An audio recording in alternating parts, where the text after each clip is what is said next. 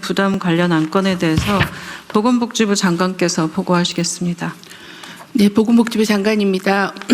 오늘은 9개 분야 중에서 2개 분야에 대한 대책을 보고드리겠습니다. 먼저 고립위기가구 자살 예방 대책입니다. 경제적 위기로 인한 자살 못지않게 1인 가구 증가 등에 따른 사회적 고립 위기가 확산되고 있습니다. 고립 위기 가구의 경제, 관계, 심리 문제가 심화되지 않도록 위기 신호를 조기에 포착하고 저소득층에 대한 경제적 지원을 강화하고 사회적 고립을 예방하기 위한 연결 및 서비스가 필요합니다. 관계 부처와 함께 고립 위기 가구의 삶을 포기하지 않는 복지 체계를 구축하겠습니다. 자살 고위험군의 복지 지원을 확대하고 복지 사각지대 지원율을 30년까지 70%로 높이고 사회적 고립도는 27%로 낮추는 것을 목표로 분야별 과제를 추진하겠습니다. 세부 계획을 말씀드리겠습니다. 첫째, 구독사 위기 대응 시스템에 자해, 자살 시도 등 위기 정보의 가중치를 적용하여 자살 위험자를 우선 선별하겠습니다.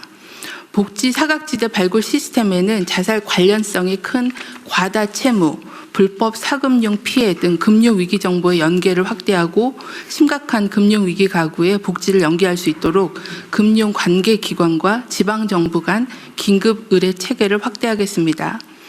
읍면동 복지 담당 인력을 단계적으로 증원하고 방문 상담 시에는 생활 물품 세트를 지원해서 위기 가구에 대한 접근성을 높이겠습니다. 경비원 등 생활 현장 주민이 고위험군 발굴에 참여하도록 민간의 인적 안전망도 강화하겠습니다. 둘째, 저소득층 자살 예방을 위한 경제적 지원입니다. 기존의 사회보장제도와 더불어서 긴급복지는 자살 고위험군이면 현장 확인을 생략해서 신속하게 지원하고 읍면동 재량으로 소액의 긴급 생계비를 우선 지원할 수 있도록 하겠습니다. 최저생활 보장을 위해 80여 개 복지사업의 기준으로 활용되고 있는 기준 중위 소득을 내년에는 6.7%로 인상하는 것으로 결정하였습니다. 생계급여, 의료급여, 부양 의무자 기준도 개선해서 경제위기 사각지대를 줄이겠습니다. 과도한 채무로 인한 자살 방지를 위해서 채무조정 상담 등 연계를 하는 종합적인 지원을 강화하겠습니다. 주거급여를 인상하고 쪽방, 고시원 등 취약계층과 사망, 화재 등 긴급 상황 시에 임대주택 등 주거를 지원하겠습니다. 셋째, 고립 예방을 위해 사회적 연결과 서비스를 강화하겠습니다. 생애 주기별 특성을 고려해 고립을 예방하고자 합니다. 고립 은둔 청년에게는 맞춤형 프로그램을 제공하는 청년미래센터를 9월에 4개 시도에서 전국 시도로 확대해서 공동생활, 일상회복, 관계회복 등 맞춤형 프로그램을 제공하겠습니다. 고독사의 비중이 높은 중장년에게는 사회적 관계 개선, 건강관리 등 맞춤형 서비스를 지원하고 가상 출퇴근 등 일상회복을 할 수 있는 특화 사업을 개발하겠습니다. 취약 노인을 두텁게 보호할 수 있도록 기초연금을 하우상박으로 개편하고 노인 일자리도 확대하겠습니다. 통합돌봄 지원과 함께 응급호출 장비 보급도 확대하겠습니다. 다음으로는 가족 특성에 맞춘 지원입니다.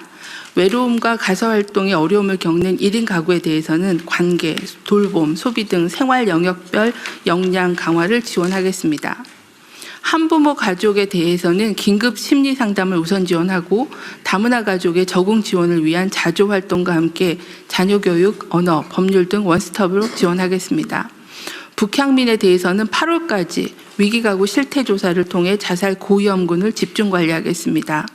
고령화되고 있는 국가유공자는 AI 안부 확인 서비스도 확대하고 식사지원 연계, 건강문화 등 보훈회관 프로그램을 도입하겠습니다. 넷째, 자살 예방을 위한 대응 기반을 구축하겠습니다. 현재는 개별적으로 운영되고 있는 발굴 시스템에 산재된 위기 정보를 위론화하고 대상자별로 위기 정보를 DB화한 위기가구 통합 발굴 플랫폼을 구축하고자 합니다. 지방 정부별로 자살 예방관을 지정하고 국가 자살 대응실을 운영하겠습니다. 끝으로 범정부 차원의 사회적 고립 대응 체계를 구축하기 위해서 전담 차관을 지정하고 고독사 예방법을 사회적 고립 예방법으로 확대 개정하고 범정부 협업 로드맵을 마치겠습니다. 이어서 돌봄 간병 부담 자살 예방 대책을 보고드리겠습니다. 중증 질환, 중증 장애가 있는 가족을 돌보던 중 가족이 자살하는 사례가 반복되고 있습니다.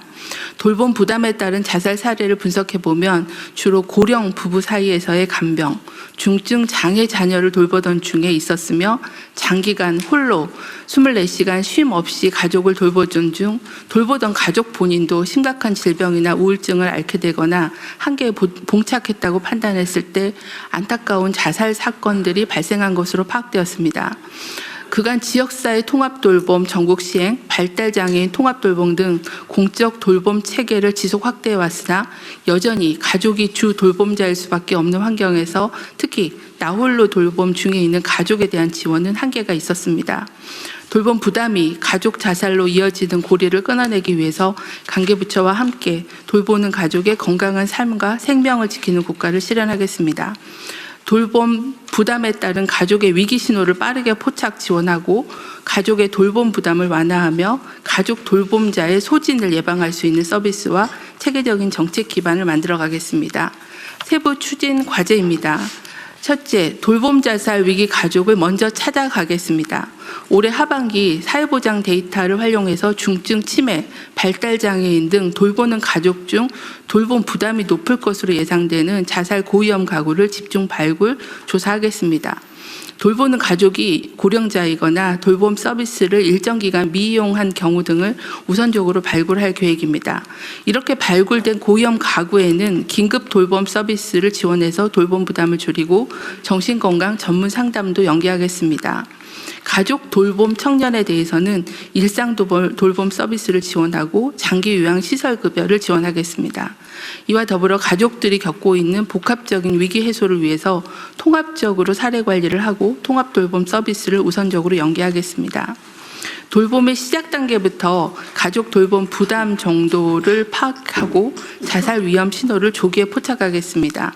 장기 요양 신청 또는 장애 등록 시에 가족 돌봄 환경도 함께 조사하고 발달장애인 지원센터 등에서도 우울 선별 검사를 통해 고위험군에게 정신건강복지센터에서의 전문적인 상담을 연계 지원하겠습니다. 둘째, 가족의 돌봄 부담을 더욱 완화하겠습니다.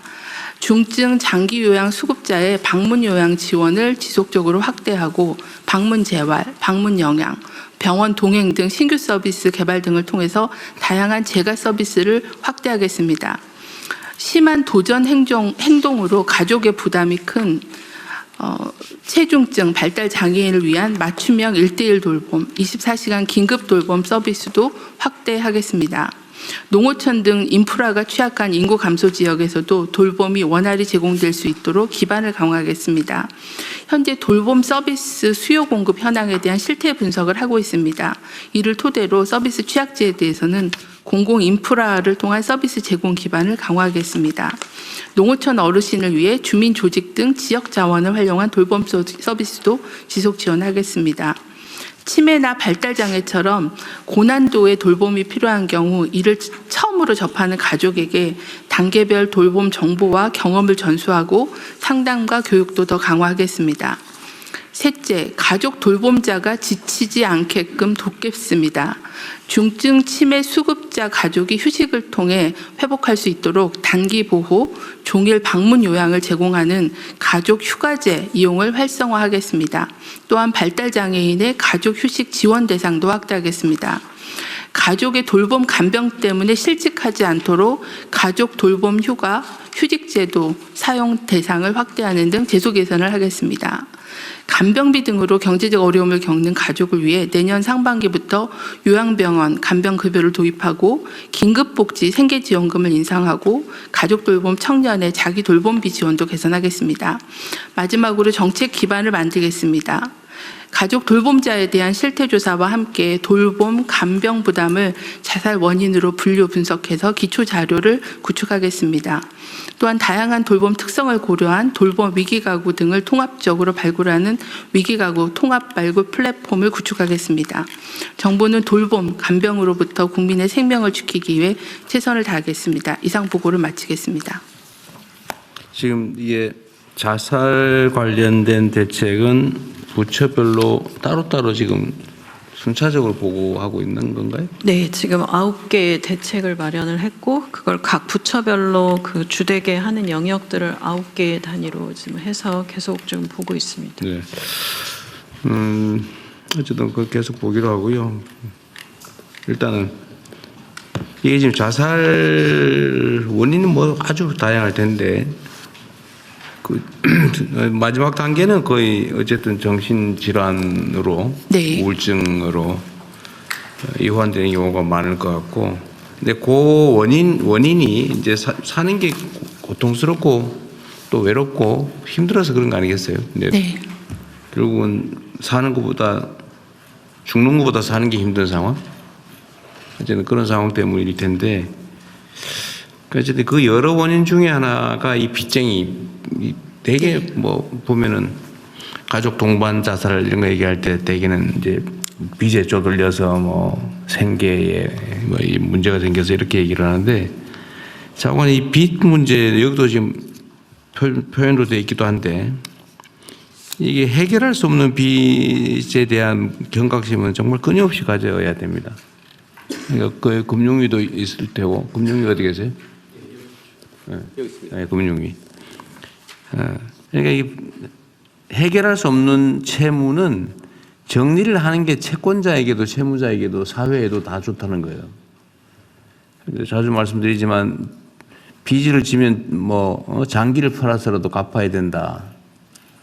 이런 주장을 하는 경우도 사실은 있고, 죽을 때까지 갚아야 된다, 자식이라도 갚아야 된다, 이런 고정관념들이 있단 말이에요. 어쨌든 이런 홍보도 좀 할 필요는 있을 것 같아요. 인식 개선을 위한.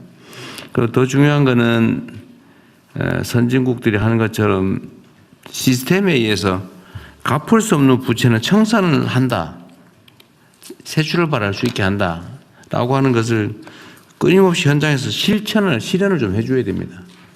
뭐 열심히 하고 있으신 것 같긴 한데, 여전히 갚을 수 없는 빚 때문에 고통받는 사람들이 많고, 문제는 이 채권자 책임이라고 하는 그런 문제의식도 있지 않습니까? 이게 빚을 져서 못 갚는 게 채무자의 잘못인데 기본적으로, 그러나 그걸 고려하지 못하고 과도하게 돈을 빌려준 채권자 책임도 있다는 게 최근에 일반적인 입장이잖아요.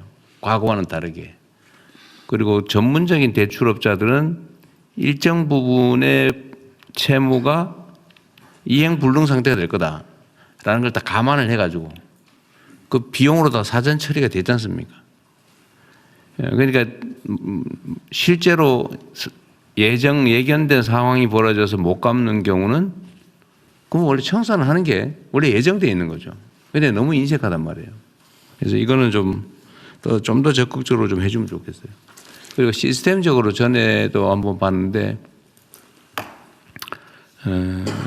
뭐 법률구조공단이 이제 이 업무를 또 하고 있는 것 같더라고요. 법률구조 활동으로 채무 청산하는 거, 뭐 신용회복이든 파산 면책이든 이런 신청도 대행해 주는 모양인데, 하여튼 그 대행 비용이 또 수백만 원씩 든다고요. 근데 법률구조공단은 그걸 충분히 할 역량이 안 된다고 해서 일단 예산과 인력을 좀 증액해 주기로는 했는데, 그래도 부족할 거란 말이에요. 결국은 신용회복위원회든지 아니면 금융기관 또는 대출기관 스스로 좀 정리를 좀 청산을 좀 해야 된다. 팔지 말고, 뭐 일부 팔 수도 있겠지만 무조건 팔아서 그 추심하는 그 고통을 가하지 않도록 좀 해주면 좋겠습니다. 저희가 그 자살자 심리적인 부검을 해보면 한 54%가 자살할 당시에 부채를 갖고 있다. 절반이 넘어요? 네, 절반이 넘게 그렇게 갖고 있고, 한 78%는 월 소득이 200만 원 미만인 저소득층에서 많이 발생하고 있습니다.